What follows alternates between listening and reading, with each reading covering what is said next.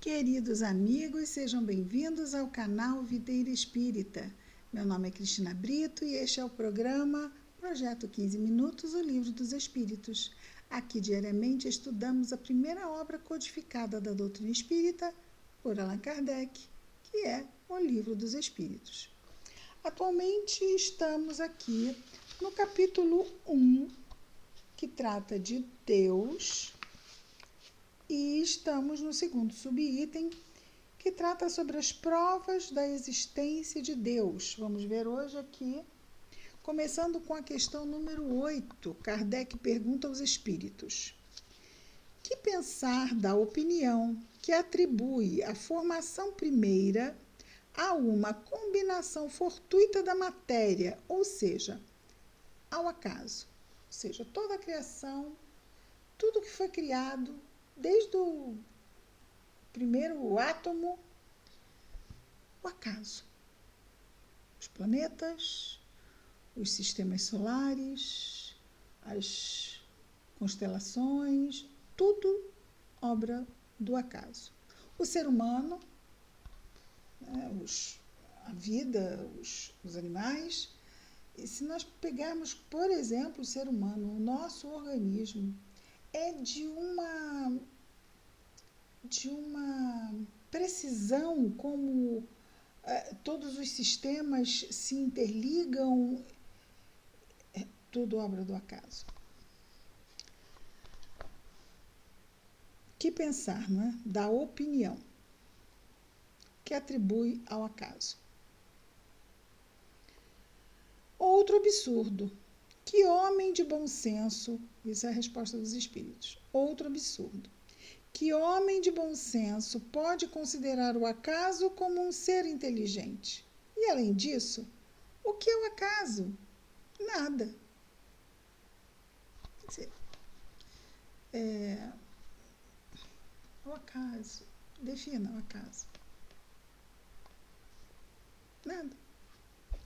E Kardec comenta: a harmonia que regula as forças do universo revela combinações e propósitos determinados e, por isso mesmo, denota um poder inteligente.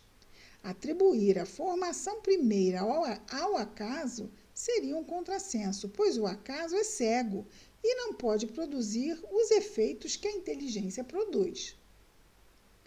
O acaso inteligente já não é o acaso, já é,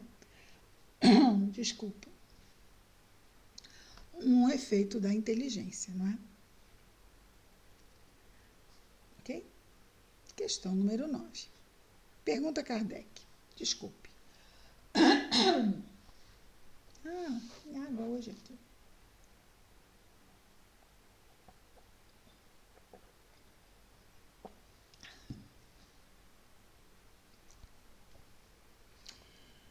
Onde se vê na causa primeira uma inteligência suprema e superior a todas as inteligências? Sim, isso foi respondido lá, que Deus é causa primeira.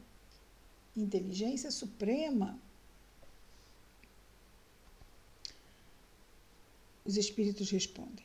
Vou repetir a pergunta. Onde se vê na causa primeira uma inteligência suprema e superior a todas as inteligências? Os espíritos respondem. Tendes um provérbio que diz: pela obra se conhece o autor. Pois bem, vede a obra e procurai o autor. É o orgulho que gera a incredulidade. O homem orgulhoso nada admite acima de si, e é por isso que se julga um espírito forte. Pode ser que um sopro de Deus pode abater. Pode ser. Pobre ser. Às vezes os olhos traem. Pobre ser que um sopro de Deus pode abater. Você acha muita coisa, e se Deus disser, é agora, volta, qualquer, um tropeço. A pessoa cai, bate com a cabeça, puf, fica ali mesmo.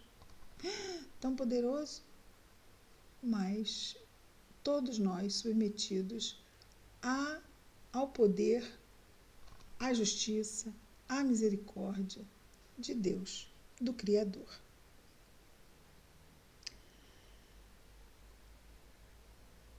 Então, aqui já vamos entrar no comentário de Kardec, na questão número 9. Kardec comenta: julga-se o poder de uma inteligência pelas suas obras. Não podendo nenhum ser humano criar o que a natureza produz, a causa primeira é, portanto, uma inteligência superior à humanidade. Quaisquer que sejam os prodígios realizados pela inteligência humana, ela própria tem uma causa, a inteligência. E quanto maior for o que realize, tanto maior há de ser a causa primeira, né? Que criou uma criatura capaz de fazer coisas tão maravilhosas. Uau! O Criador realmente é gigante, é muito poderoso, porque olha só o que já faz a criatura, né? Imagina, e foi o Criador que criou essa superinteligência aí. Quaisquer que sejam, já vimos isso. Essa inteligência superior é a causa primeira de todas as coisas, seja qual for o nome pelo qual o homem a designe. Então, tem uns que falam da força cósmica que criou tudo. Ok, essa força cósmica é Deus, mas chama de força cósmica. Tudo bem. Passamos, então, agora aos atributos da divindade. Pergunta de Kardec: pode o homem compreender a natureza íntima de Deus? Não. A resposta é: temos condição de compreender a natureza íntima de Deus? Os espíritos dizem: não. Falta-lhe, para tanto, o sentido. Essa compreensão, nós não temos capacidade de nos aprofundarmos nessa compreensão do que seja Deus. Por isso, os espíritos são muito simples quando falam conosco sobre Deus, e quando Kardec tenta aprofundar, eles só até aqui. Vamos ficar por aqui, porque até aqui vocês levam. Porque quando a gente vê muita abstração, por isso é que nós temos os 5 sentidos, ainda estamos ligados aqui a essa materialidade toda, porque como as crianças e os jovenzinhos se compreendem o mundo através do concreto, só depois, um pouquinho depois dos 10 anos, é que começam a desenvolver o pensamento abstrato. Deus é uma abstração muito grande para nós. Então, nós vamos ver na história da humanidade o homem representando Deus como?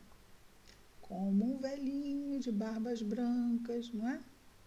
Porque é difícil abstrair uma inteligência superior, suprema. Aí eles falam assim: vamos ficar com isso. Vai ficar com isso, vai desenvolvendo essa ideia. Né? Mais para frente eles nos dizem mais alguma coisa. Uma outra revelação daqui a uns tantos pares de séculos. E outra pergunta de Kardec agora, número 11. Será dado um dia ao homem compreender o mistério da divindade? Quando o seu espírito não estiver mais obscurecido pela matéria, foi o que dissemos, e pela sua perfeição se houver aproximado de Deus, então o verá e o compreenderá. Temos como exemplo disso Jesus, não é? Eu e o Pai somos um. Então, quando ele passar a ter esse sentido, pela madureza e pela pureza da sua condição espiritual. E Kardec comenta: a inferioridade das faculdades do homem não lhe permite compreender a natureza íntima de Deus. Então, o que nos impossibilita compreender essa natureza íntima de Deus é a nossa inferioridade. Na infância da humanidade, o homem o confunde muitas vezes com a criatura, cujas imperfeições lhe atribui. E aí Deus se vinga, Deus ficou com ira. Né? Vamos passando para Deus as nossas imperfeições. Mas, à medida que nele se desenvolve, no ser humano, o senso moral, seu pensamento penetra melhor no âmago, na essência das coisas. Então, ele faz da divindade uma ideia mais justa e mais conforme à sã razão, embora sempre incompleta. Então, até chegar na pureza de espírito, vai levar muito tempo e vai ficar incompleto até chegar lá. Questão número 12. Se não podemos compreender a natureza íntima de Deus, podemos ter ideia de alguma de suas perfeições? Sim, de algumas, respondem os espíritos. O homem as compreende melhor à medida que se eleva acima da matéria. Ele as entrevê pelo pensamento. Consegue compreender pelo pensamento. Questão 13. Quando dizemos que Deus é eterno, infinito, imutável, imaterial, único, onipotente, soberanamente justo e bom, não temos uma ideia completa de seus atributos? Do vosso ponto de vista, sim. Do nosso ponto de vista, o quê? Inferior, né? Ainda muito incipiente em termos dessa compreensão mais aprofundada. Então, do vosso ponto de vista, sim, porque acreditais abranger tudo. Tudo bem. É um ótimo início. Mas ficais sabendo que há coisas acima da inteligência do homem mais inteligente. Então, pegarmos o homem mais inteligente do mundo, ainda existem muitas coisas acima da sua inteligência.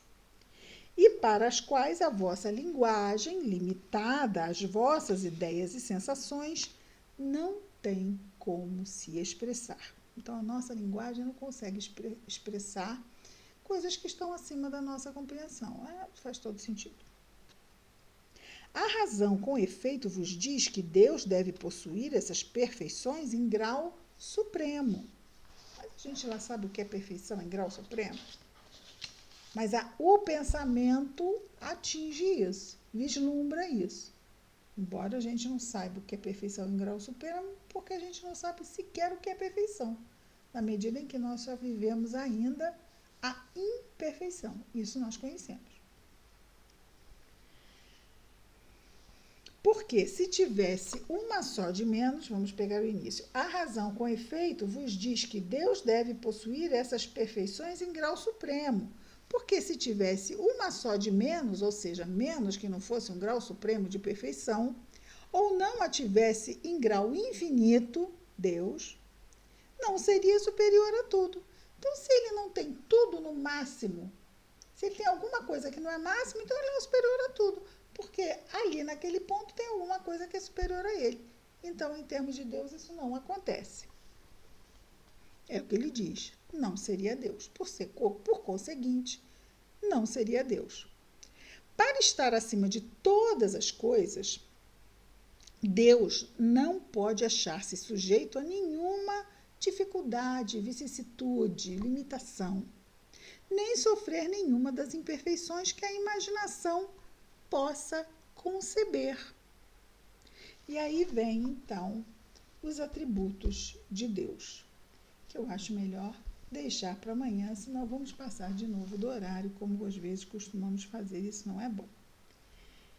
Vamos lá só ler o título e amanhã a gente se aprofunda. Deus é eterno, Deus é imutável, Deus é imaterial, é único, é onipotente, é soberanamente justo e bom.